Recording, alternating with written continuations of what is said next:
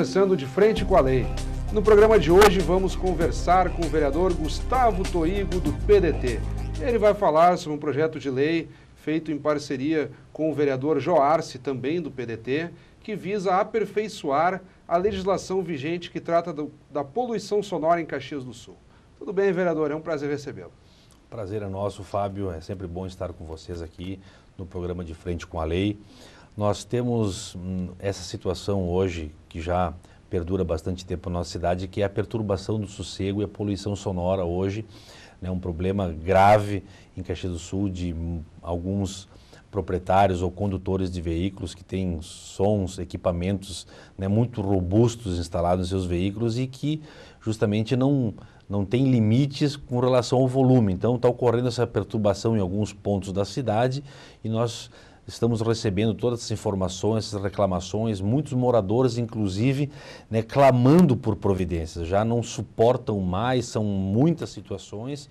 E nós, enfim, nos reunimos com a Secretaria de Segurança aqui em Caxias, juntamente com a Brigada Militar, a Secretaria de Trânsito de Caxias do Sul, que são os órgãos responsáveis mais diretamente pela fiscalização desse tipo de situação. E conversando com eles e tal, nós resolvemos, eu e o meu colega Joarce, vereador também, configurarmos um novo projeto que é mais uma ferramenta que nós vamos colocar à disposição dos agentes responsáveis para fazer essa fiscalização.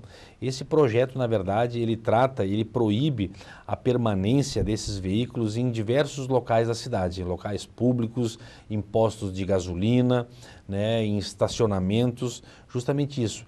Aqueles veículos que estão utilizando o som de maneira excessiva, nós estamos adotando algumas providências, ou seja, nós vamos aplicar multa nessas operações integradas em que irão participar a Guarda Municipal, que irão participar a Brigada Militar, a Secretaria dos Transportes, a Secretaria do Meio Ambiente, com relação à medição tão importante dos decibéis, do nível de som que está se utilizando, além da nossa Polícia Civil.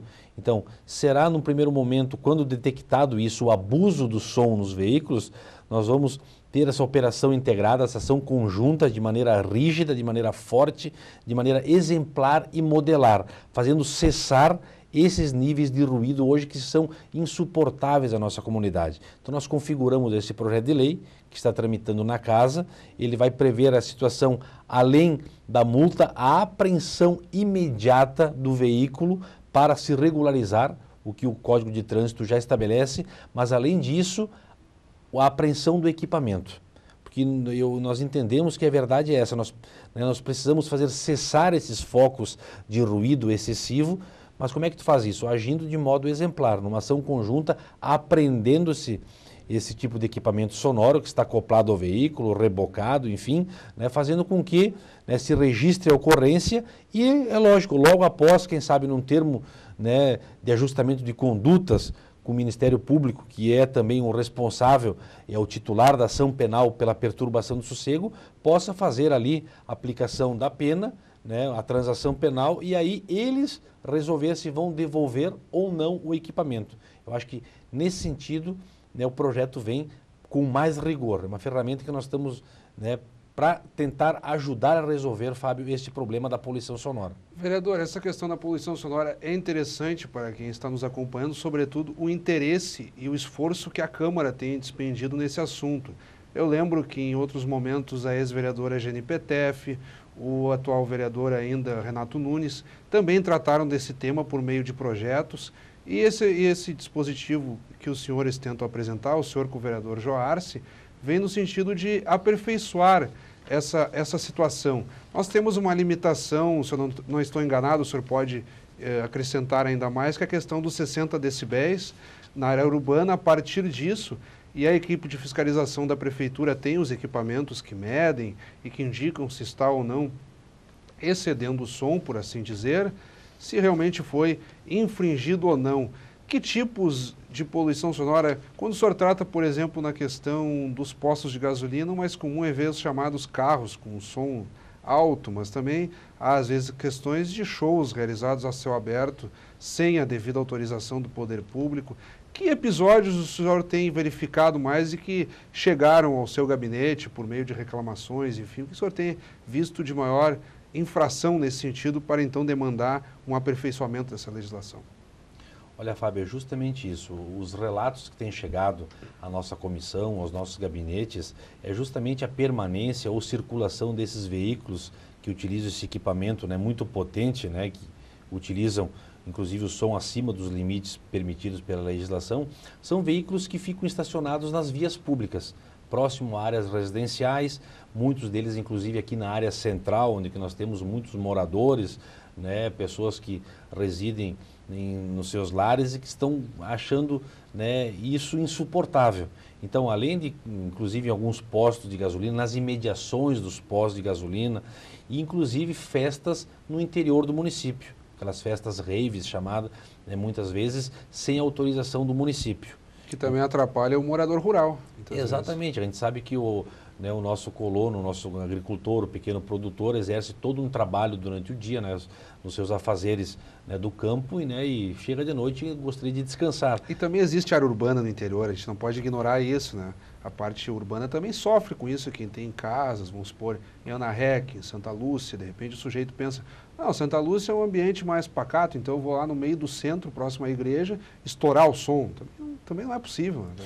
E nesse sentido, né, quando é o caso de residência, por exemplo, é uma residência, uma edificação que está, né, colocando um som acima do permitido, realizando um evento sem a devida autorização, né, um espaço, por exemplo, privado, né, que não possua uma estrutura adequada ou não esteja regularizado ou autorizado por poder público, a nossa lei também vai abranger isso. É lógico que essa operação integrada ela vai precisar existir.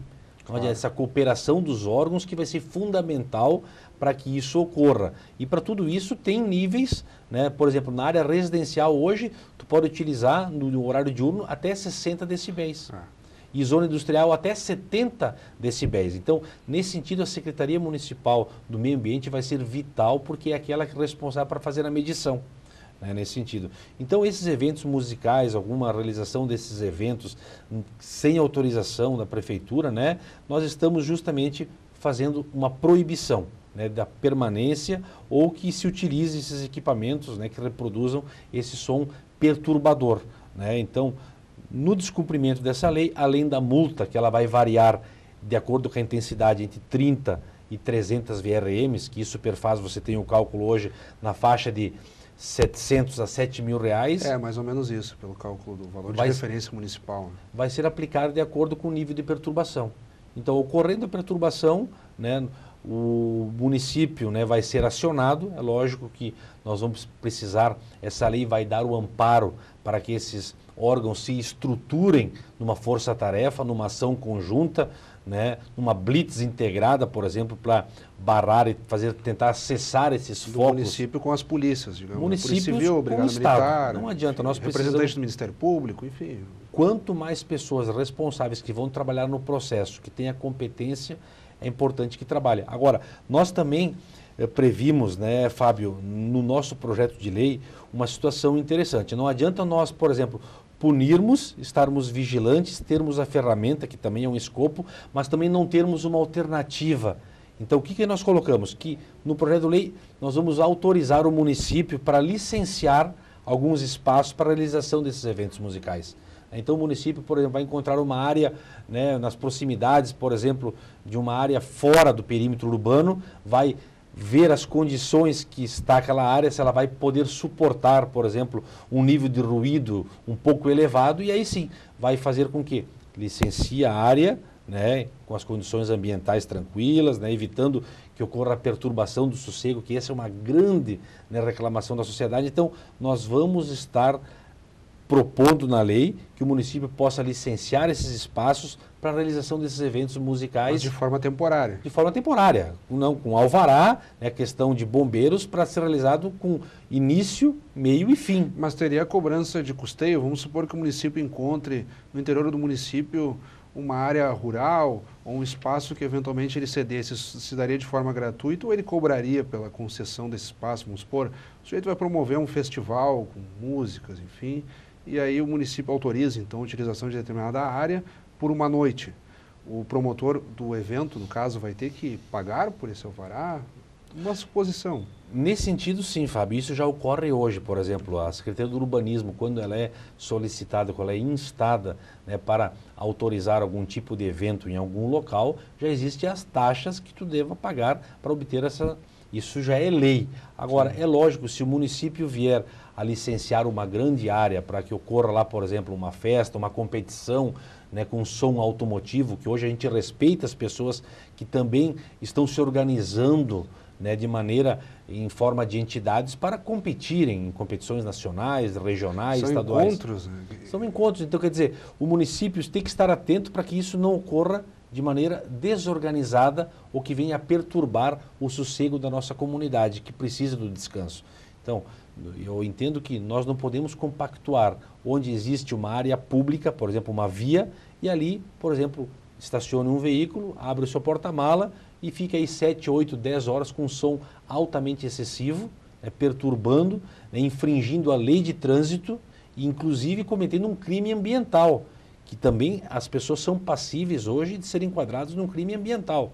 É lógico que a nossa lei, o nosso projeto de lei, ele vai propor isso.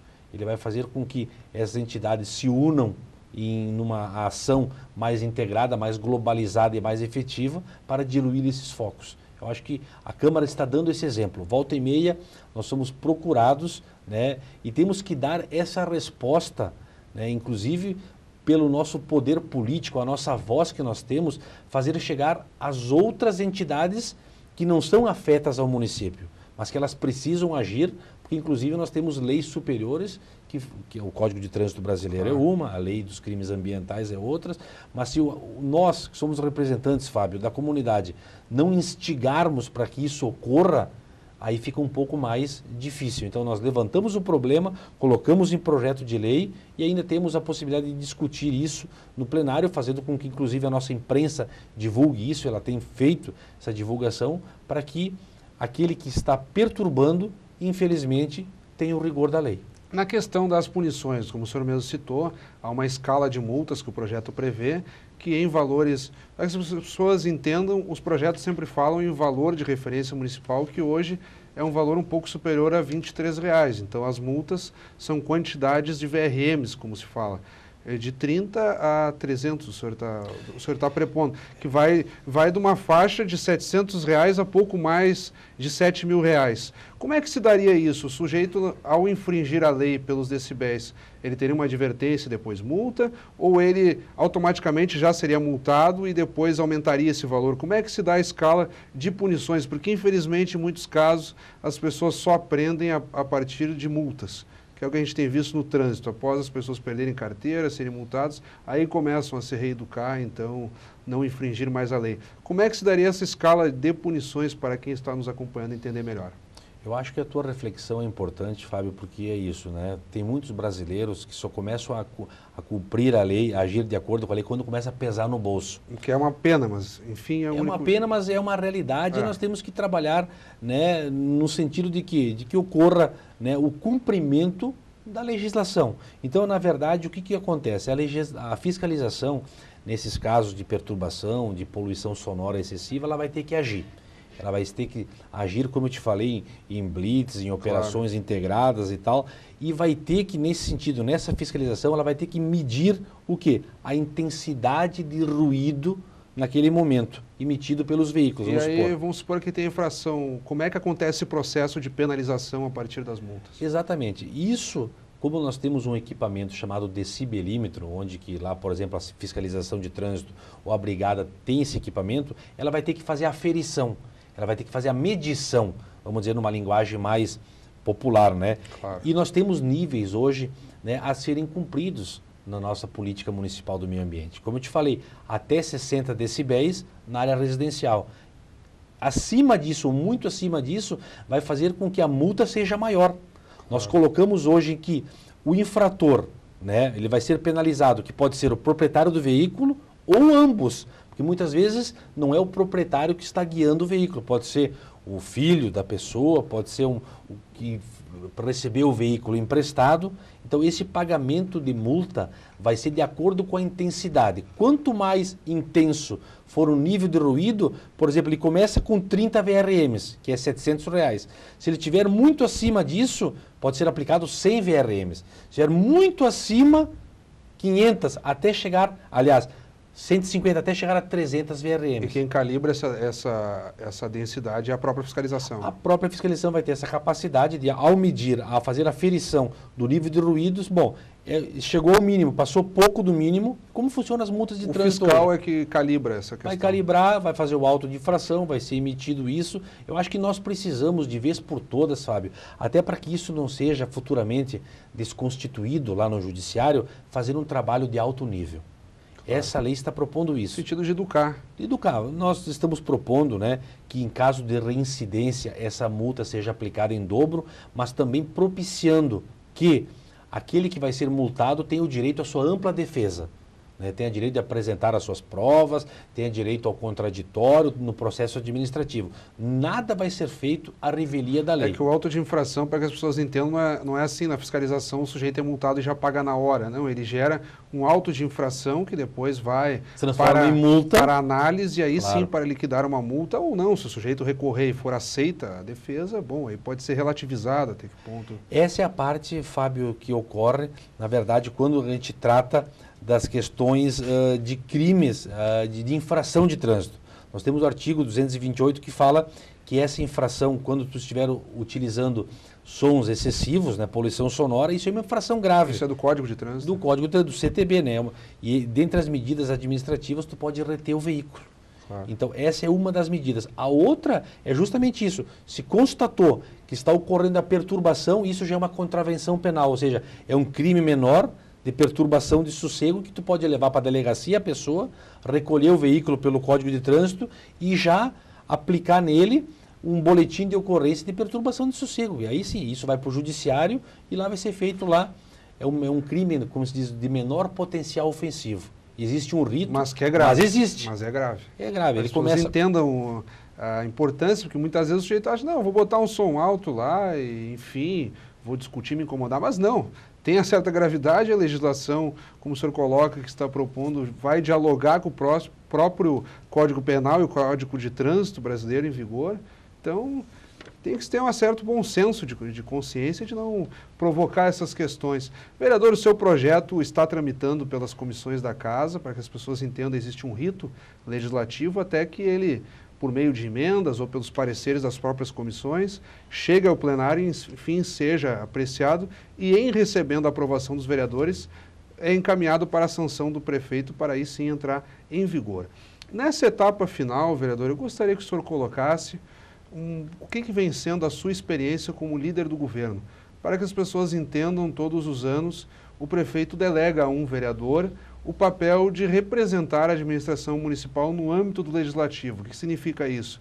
O vereador vai tomar a frente dos projetos que o executivo manda para cá e, de uma forma ou de outra, tenta equilibrar os interesses tanto da administração quanto do conjunto dos vereadores e da própria sociedade. Como é que vem sendo essa sua experiência à frente da liderança de governo na condução de projetos? Já tivemos aí um certo número de matérias sendo apreciadas na pauta. O que o senhor tem sentido dessa função? Olha, é uma função, Fábio, extremamente importante, né, que nós precisamos, acima de tudo, ser diligentes. O Parlamento de Caxias do Sul é um parlamento que já tem demonstrado ao longo dos anos, dos seus mais de 120 anos de existência, né, tem passado por aqui excelentes legisladores, políticos de alto nível que sempre se preocuparam, como você disse, com a nossa sociedade. Desculpa interromper, mas temos, por exemplo, o projeto que mudou o local do camelódromo. Ele avançou um pouco num ponto da Sinimbu e houve um pleno consenso e a Câmara conseguiu aprovar esse projeto. Acredito que também tenha ali rendido algumas conversas, sentido de articulação, de viabilizar esse projeto que parece que foi a contento da maioria dos camelôs e artesãos. Na verdade, nós aqui temos hoje 23 vereadores, né, que pela democracia representativa hoje representam o conjunto da sociedade caxiense. Então, todos nós, em que pese alguns gostarem ou militarem, estarem mais ligados a determinadas áreas, do sindicalismo, do meio ambiente, da segurança pública, da educação, enfim, das questões do comércio, orçamentárias, nós temos um conjunto muito bom de vereadores aqui. A liderança do governo faz com que a gente, justamente isso, busque todas as informações necessárias para municiar o conjunto de vereadores como um todo. E isso é muito bom, Fábio, porque nós, enquanto vereadores, nós temos que ser o mais transparente possível, o mais aberto, né, e termos as informações necessárias, inclusive para agregar qualidade ao debate, né? Muitos projetos a gente sabe que não tem a devida, né, maturação, tem outros que alguns têm uma tramitação até excessiva demais, mas isso é da natureza do parlamento. Alguns são mais rápidos, outros são um pouco mais demorados pela sua complexidade, mas eu acho que é bom essa situação hoje de nós estarmos aqui também representando, juntamente com um bom número de vereadores, uma base de governo, né, que estamos começando agora com o prefeito Alceu, o vice Antônio Feldman. É uma experiência muito boa porque o governo em si, o Poder Executivo, ele não completa a sua realização se não tem a parceria e a continuidade dentro do Poder Legislativo. Nós afiançamos, mas também procuramos aqui levantar questões importantes, trazer o anseio da sociedade e, por que não, também propor os projetos importantes, né? E outra coisa, aprimorar a discussão dos projetos do Executivo. Então, eu tenho me portado dessa maneira, né? Lógico que é uma tarefa, né, que a gente não realiza sozinho, a gente tem o apoio de muitos servidores públicos, né, informação dos órgãos de secretariado do governo, das unidades administrativas que buscam também querer informar porque é interesse de toda a comunidade que a administração vá bem. Afinal de contas, o contribuinte hoje paga os seus impostos e quer o retorno em serviços públicos. Então, a responsabilidade é muito grande do parlamento, Fábio, e nós estamos aqui justamente para isso, para fazer essa ponte do que você disse. Existe o interesse do legislativo, dos vereadores, do governo, mas principalmente o principal interesse é da comunidade. Você pegou perfeitamente bem. Vereador, quero lhe agradecer então por essa contribuição. Sem dúvida nenhuma, esse debate, sobretudo com relação à poluição sonora, é sempre uma pauta atual e que invariavelmente ocupa a imprensa, e a Câmara tem cumprido com o seu papel de não deixar de lado. Esse debate sempre é muito forte dentro do Legislativo. Torcer para que o projeto, quando chegar ao plenário, se esteja da melhor forma possível no sentido de combater a poluição sonora no município. Fica um espaço para o senhor fazer suas últimas considerações, podemos falar assim. Olha, Fábio, eu agradeço, né, vocês da TV Câmara, da imprensa, que têm feito um trabalho muito importante para a nossa comunidade. A gente tem recebido um retorno muito positivo dos programas que estão sendo elaborados por vocês aqui, de alta qualidade, informativos, levando o trabalho do parlamento até a nossa sociedade. Eu acho que isso é fundamental. O nosso projeto, meu e do vereador Joarce, está tramitando na casa, com todo o respeito. Nós queremos sim receber sugestões, emendas por parte dos vereadores, inclusive, né, o telefone da Câmara é aberto, o e-mail, até para a sociedade, né, poder inclusive participar da tramitação desse projeto. Eu acho que nós não podemos trabalhar ao largo da nossa comunidade que está sofrendo com o problema da poluição sonora. Então, esse projeto em si, ele não vai acabar com todo o problema, mas na verdade ele vem também para somar esforços.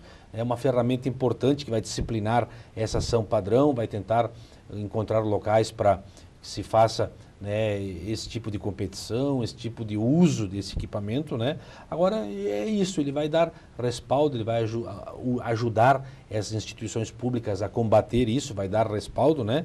E é preciso existir, enfim, essa cooperação efetiva entre esses órgãos para que, ao fim e ao cabo, né, se essa ação modelar, essa blitz integrada, de forma efetiva, ela venha a minimizar os problemas dessa perturbação de sossego. Então, eu agradeço à Câmara, a gente está à disposição, vamos torcer que esse projeto ele tenha êxito na sua tramitação e, quem sabe, aí possa render frutos, né, para que possamos, mais uma vez, a Câmara dar uma contribuição para a comunidade e que é o nosso trabalho aqui no Parlamento. Mais uma vez, muito obrigado, vereador. Como o vereador citou, é simples acessar os canais da Câmara, os contatos, e no site, o www.camaracaxias.rs.gov.br, é possível encontrar tudo, inclusive a página dos vereadores, com telefone celular, e-mail de todos os gabinetes. Mais uma vez, então, muito obrigado, vereador. Conversamos com o vereador Gustavo Toigo, do PDT. Obrigado pela audiência. Até o nosso próximo encontro.